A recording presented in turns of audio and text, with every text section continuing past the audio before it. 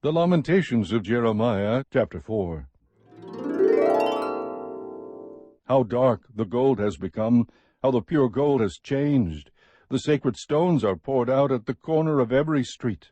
The precious sons of Zion, weighed against fine gold, how they are regarded as earthen jars, the work of a potter's hands. Even jackals offer the breast, they nurse their young. But the daughter of my people has become cruel like ostriches in the wilderness. The tongue of the infant cleaves to the roof of its mouth because of thirst. The little ones ask for bread, but no one breaks it for them. Those who ate delicacies are desolate in the streets. Those reared in purple embrace ash pits. For the iniquity of the daughter of my people is greater than the sin of Sodom, which was overthrown as in a moment, and no hands were turned toward her.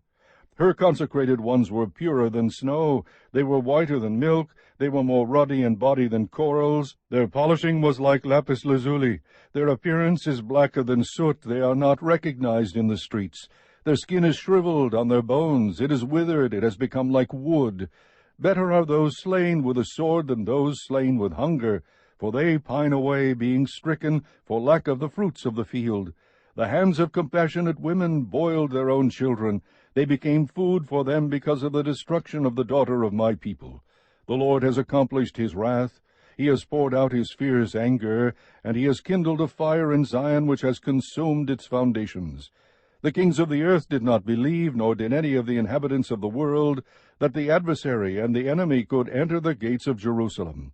Because of the sins of her prophets and the iniquities of her priests, who have shed in her midst the blood of the righteous, they wandered blind in the streets. They were defiled with blood, so that no one could touch their garments. "Depart, unclean," they cried of themselves. "Depart, depart, do not touch." So they fled and wandered. Men among the nations said, "They shall not continue to dwell with us." The presence of the Lord has scattered them. He will not continue to regard them. They did not honor the priests. They did not favor the elders. Yet our eyes failed. Looking for help was useless. In our watching we have watched for a nation that could not save.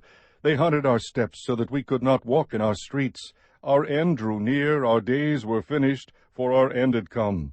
Our pursuers were swifter than the eagles of the sky. They chased us on the mountains. They waited in ambush for us in the wilderness. The breath of our nostrils, the Lord anointed, was captured in their pits, of whom we had said, "Under his shadow we shall live among the nations." Rejoice and be glad, O daughter Edom, who dwells in the land of Uz. But the cup will come around to you as well. You will become drunk and make yourself naked. The punishment of your iniquity has been completed, O daughter of Zion. He will exile you no longer, but he will punish your iniquity, O daughter of Edom. He will expose your sins. Chapter 5. Remember, O Lord, what has befallen us. Look and see our reproach. Our inheritance has been turned over to strangers, our houses to aliens. We have become orphans without a father. Our mothers are like widows.